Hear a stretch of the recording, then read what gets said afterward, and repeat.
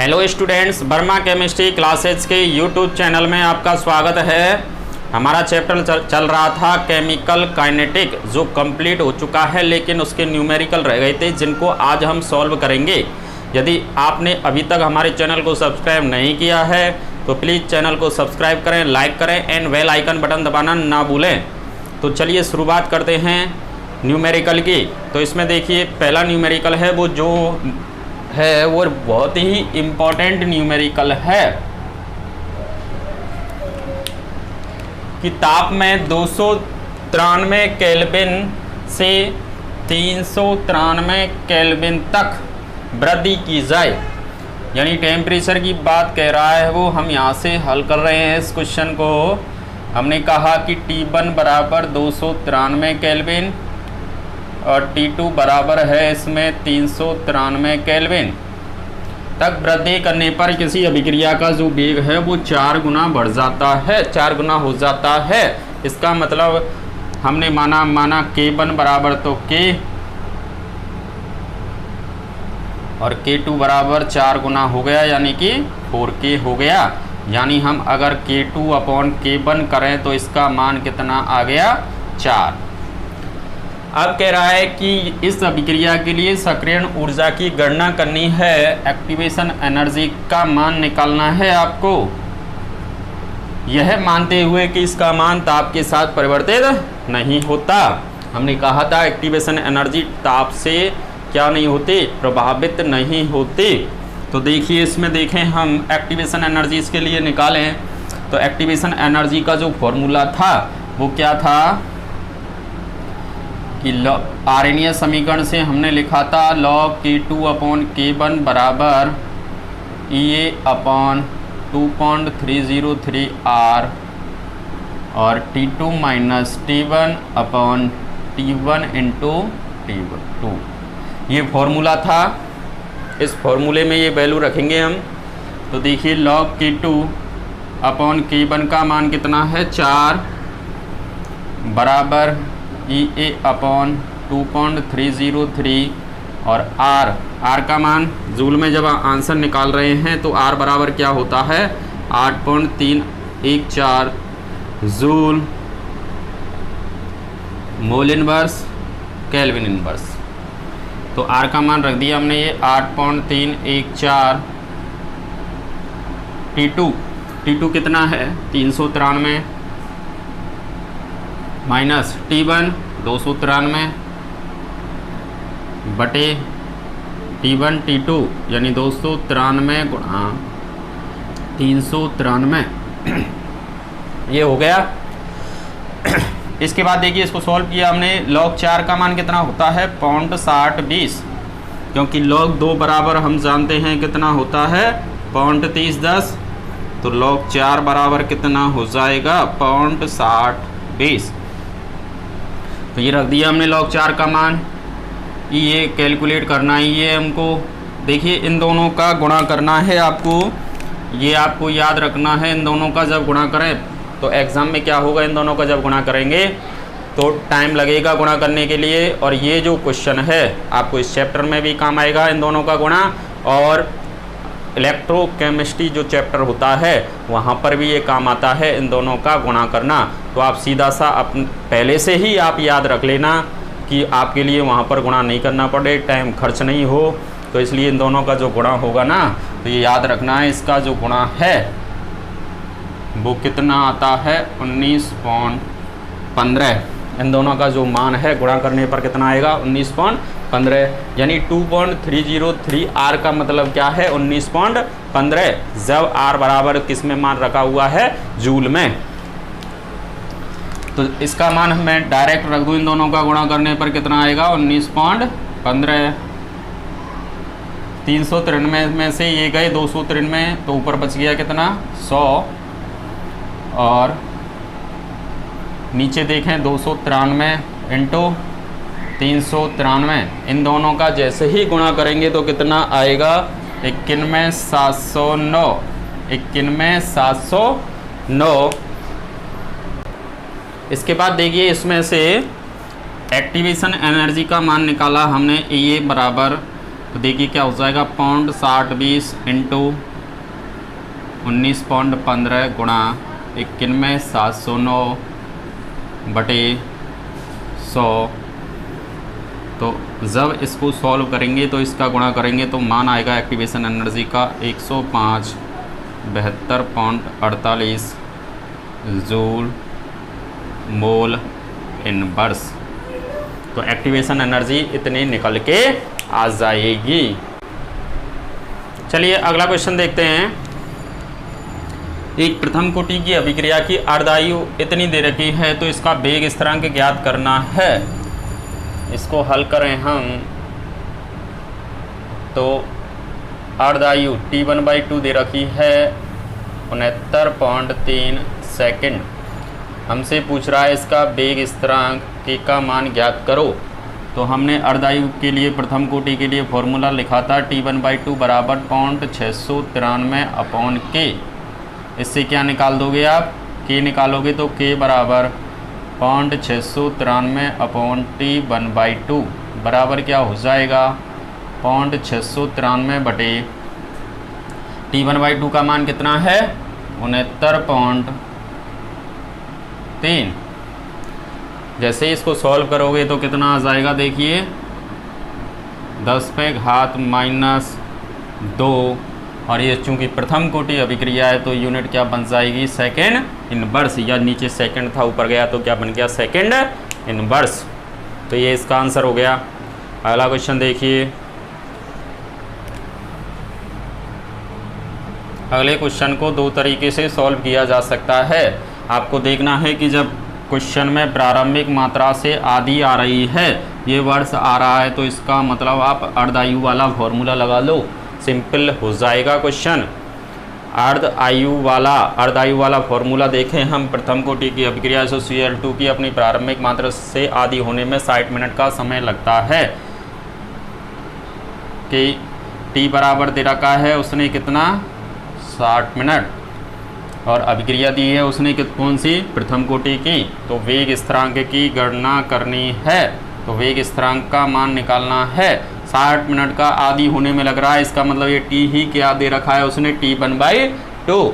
तो हमने इसके लिए भी यही फॉर्मूला लगाया K बराबर 0.693 बटे T1/2 बराबर 0.693 बटे 60। ये मिनट में आंसर आ जाएगा। इसको जैसे ही देखेंगे 0.115 और ये आंसर किस में आएगा अब मिनट इनवर्स में। तो इस प्रकार से इसको सॉल्व कर सकते हैं हम। अगला क्वेश्चन देखिए।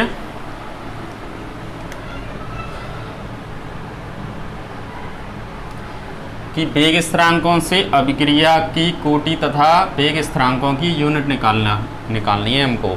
वेग स्थिरांक के मान दे रखे हैं, उनसे क्या निकालेंगे हम यूनिट्स निकालेंगे, और अभिक्रिया की कोटि। तो कोटि देखिए, इससे देखते ही पता चल जाएगा आपको। वेग जब समीकरण दे रखा है इस पे घात 2 लगी हुई है। किसी भी रासायनिक अभिक्रिया में सांद्रता पदों की घातों का योग क्या कहलाती है, उसकी कोटि कहलाती है। तो इसकी कोटि कितनी है 2, कोटि 2 हो गई। अब इसकी इकाई निकालेंगे। इकाई निकालने के लिए एक ट्रिक सीधी सी बता रखी थी हमने। K की इकाई के लिए हमने बताया था आपको, ये ट्रिक लगा देनी है मोल लीटर इनवर्स 1 - n और सेकेंड इनवर्स। इसमें n का मान रख दो। n का मान कितना है 2 मोल लीटर इनवर्स 1 - 2 और सेकेंड इनवर्स, और ये आ गया कितना मोल इनवर्स लीटर और सेकेंड इनवर्स। ये मान निकल के आ गया, ये इसकी यूनिट निकल के आ गई। अगले क्वेश्चन को देखें। अगले में कोटि देखिए 1 और 1 2। इसकी भी कोटि कितनी है बताओ 2 है। इसका मतलब इसकी इकाई भी K की कितनी निकल के आएगी, यही निकल के आएगी मोल लीटर और सेकेंड इनवर्स। अगले क्वेश्चन को देखें। इसमें देखिए कोटि कितनी है, सांद्रता पदों की घातों का योग कितना दे रखा है 3/2। तो इसमें सांद्रता पदों की घातों का योग 3 है, 3/2, इसलिए इसकी कोटि कितनी आ जाएगी 3/2। और इसके लिए इस फॉर्मूले में जैसे ही निकालेंगे हम K बराबर mole litre inverse 1 minus n into second inverse, तो यूनिट क्या निकल के आएगी देखिए, mole litre inverse 1 minus 3/2 into कितना आ जाएगा बताओ, सेकेंड इनवर्स, ये इतना आ गया। अब क्या करना है आपको, जैसे ही 3/2 में से इसको घटाएंगे 1 में से, तो ये कितना बच जाएगा देखिए, मोल लीटर इनवर्स,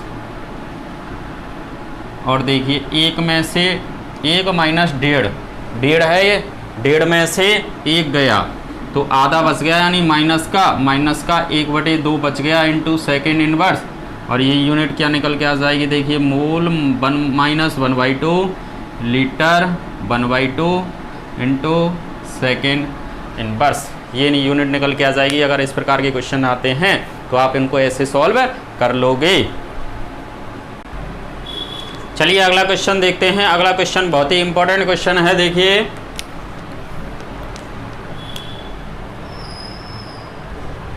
दर्शाइए कि एक प्रथम कोटि की अभिक्रिया में 99% पूर्ण होने में लगा समय 90% अभिक्रिया में पूर्ण होने में लगे समय से कितना होता है, दोगुना प्राप्त होता है। ये हमको सिद्ध करना है। बहुत ही इंपॉर्टेंट क्वेश्चन है, इस टाइप का क्वेश्चन आ जाता है बोर्ड एग्जाम में। तो देखिए कैसे सॉल्व करेंगे इसमें, कि हमसे क्या कह रहा है कि वो t 99% अपॉन t कितना परसेंट, 90%, ये बराबर होता है 2 के, दुगने के बराबर होता है 99% में पूर्ण होने में लगा समय।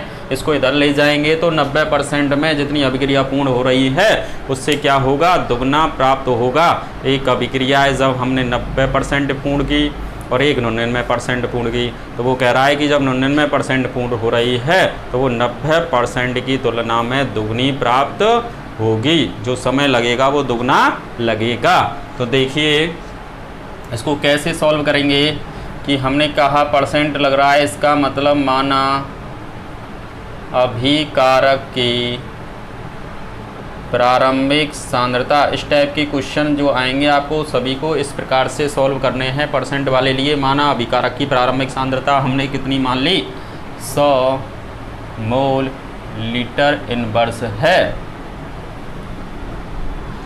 अभिक्रिया के फर्स्ट केस में कह रहे हैं हम, प्रथम स्थिति में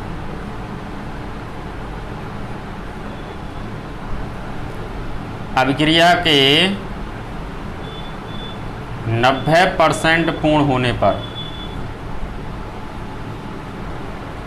अभिक्रिया के 90% पूर्ण होने पर, 90% पूर्ण कर दी तो 90% पूर्ण का मतलब x का मान कितना है, 90, और a माइनस एक्स कितना हो जाएगा, 100 माइनस 90 बराबर 10 मोल पर लीटर बच गया। ये क्या है, इसकी शेष सांद्रता जब 90% पूर्ण हो गई, और ये a बराबर था 100 मोल लीटर इनवर्स प्रारंभिक सांद्रता। अब हमने प्रथम कोटि की बात कह रहा है, वो प्रथम कोटि का मतलब क्या हुआ कि उसका वेग समीकरण लगाया हमने। प्रथम कोटि अभिक्रिया के वेग समीकरण से हम जानते हैं ये होता है, इसमें ये वाली वैल्यू रखी हमने, t दे ही नहीं रखा, log a 100, a minus x 10, 1 0 से 1 0 गई, k बराबर आ गया 2.303 अपॉन t, और log 10, और log 10 आ गया। log 10 का मान कितना होता है, चूँकि log 10 बराबर क्या होता है, 1 होता है।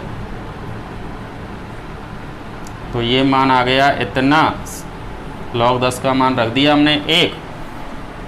देखिए log का मान कैसे होता है, जितनी जीरो उतना मान, log 10 का मान 1, log 100 का मान, 100 में कितनी जीरो, 2, तो log 100 का मान होगा 2, log 1000 का मान होगा 3, log 10,000 का मान 4। तो एक सीधी सी ट्रिक याद रखनी है, जितनी जीरो उतना मान। तो देखिए इसके अलावा जो log के मान की आपकी ज़रूरत पड़ेगी, तो वो हम लिख देते हैं। देखिए किस किस की ज़रूरत पड़ती है आपको कि log 1 आ गया, इसका मान 0 होता है। log 2 का मान 0.3010, log 3 का मान 0.4771, log 5 का मतलब 0.6990, log 7 का मतलब 0.8451 और log 11 का मतलब होता है 1.0414।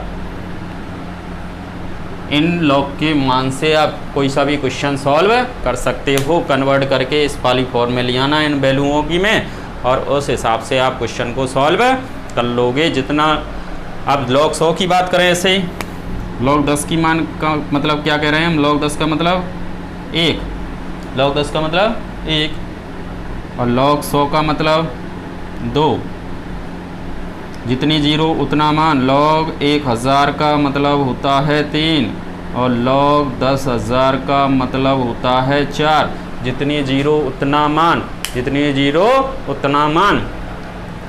अब पहले केस में ये k का मान निकाल लिया। अब दूसरे केस में देखें हम, सेकंड केस में हमने क्या किया कि k बराबर 2.303/t log a/a minus x। तो दूसरे केस में हम देख रहे हैं वही माना, प्रारंभिक सांद्रता a बराबर 100 और कितनी परसेंट हो रही है अब 99%, x का मान 99%, a माइनस एक्स बराबर कितना बच जाएगा 1। तो ये मान रखा हमने log 100/1 और k का मान आ गया 2.303/t और log 100, और log 100 का मान होता है कितना, जितनी जीरो उतना मान। log 100 का मान कितना आ गया, 2 आ गया। समीकरण नंबर 2। समीकरण 1 और 2 की कंपैरिजन करिए। समीकरण ये कौन सा है t, ये t वाला कौन सा था 90 वाला, 90% वाला, और t ये कौन सा है 99% वाला। यानी या तो 1 में 2 का भाग दे दो या 2 में 1 का भाग दें अपन। तो समीकरण या कह दें 1 व 2 से तुलना करने पर, तुलना जैसे ही की या भाग दिया हमने, तो ये क्या दिखाई दे रहा है आपको कि t 90% अपॉन t 90% बराबर कितना आ जाएगा, 2 आ जाएगा। ये सब और कट गए।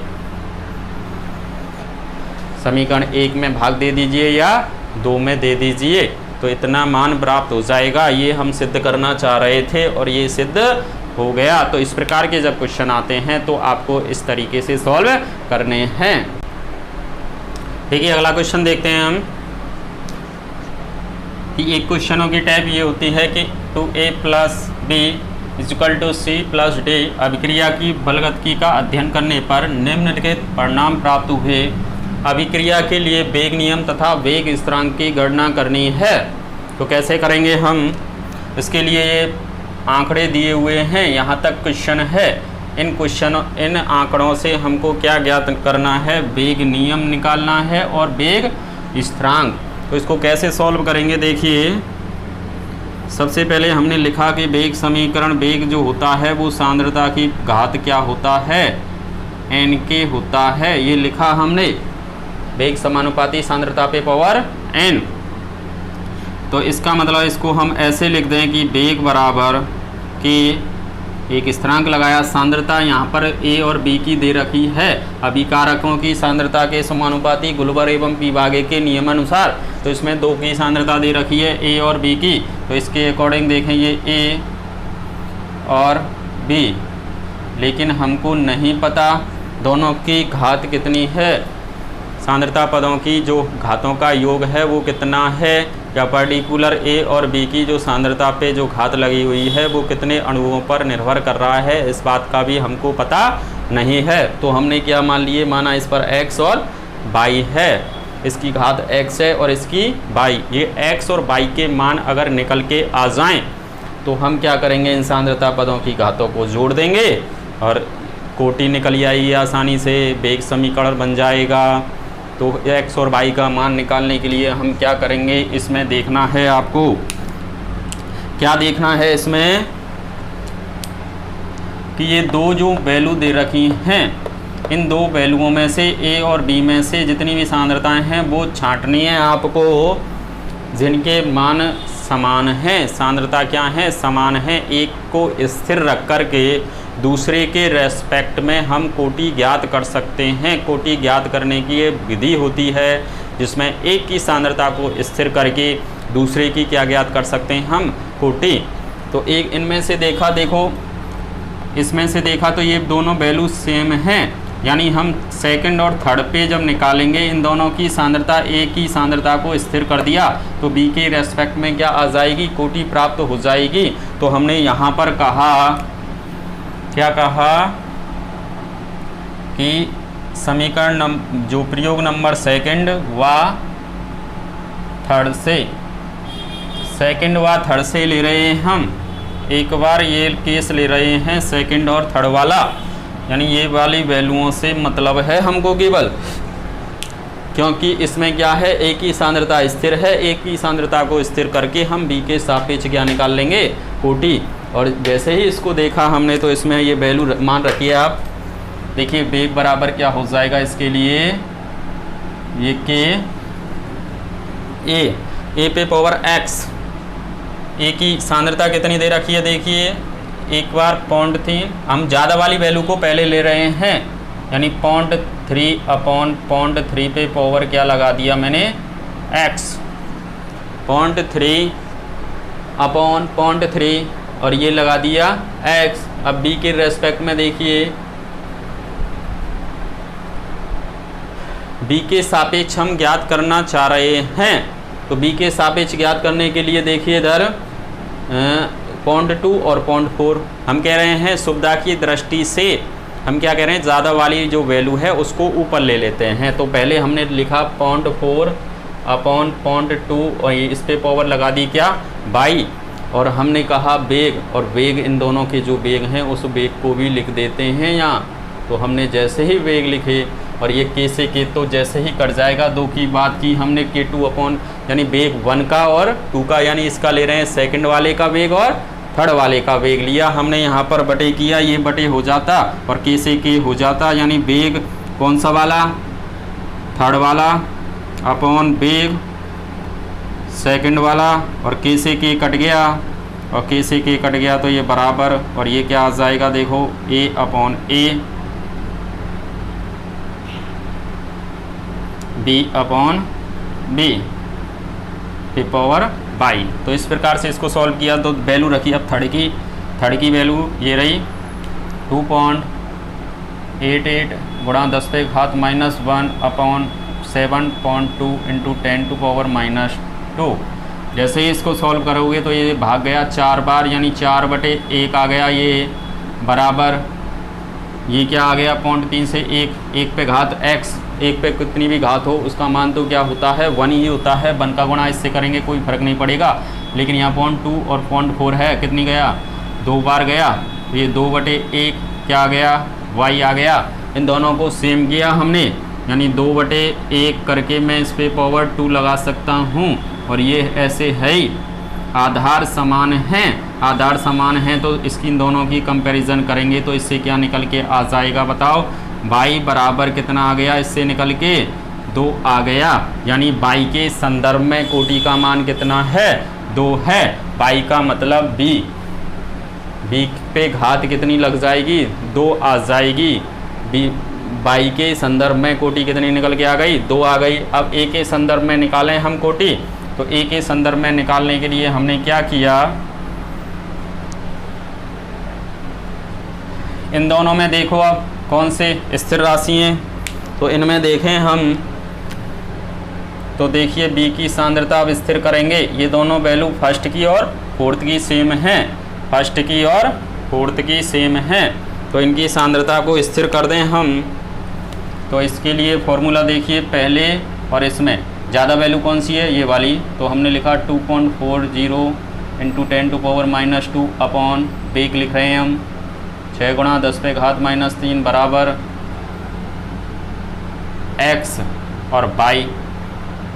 तो देखिए a को आपने x माना है, तो ये ज़्यादा वैल्यू कौन सी है 0.4 अपॉन 0.1 पे पावर x, और y एक तो सेम आएगी 0.1 अपॉन 0.1 पे पावर y, तो ये तो मान 1 हो गया। जैसे ही इसका भाग इसमें देंगे तो ये भी 4 बार गया, 4/1, 4/1 बराबर ये गया तो 4/1 पे पावर क्या आ गई x, और दोनों की कंपैरिजन की तो x का मान कितना आ गया बताओ, 1 आ गया, क्योंकि इस पे घात कितनी लगी हुई है, 1 लगी हुई है।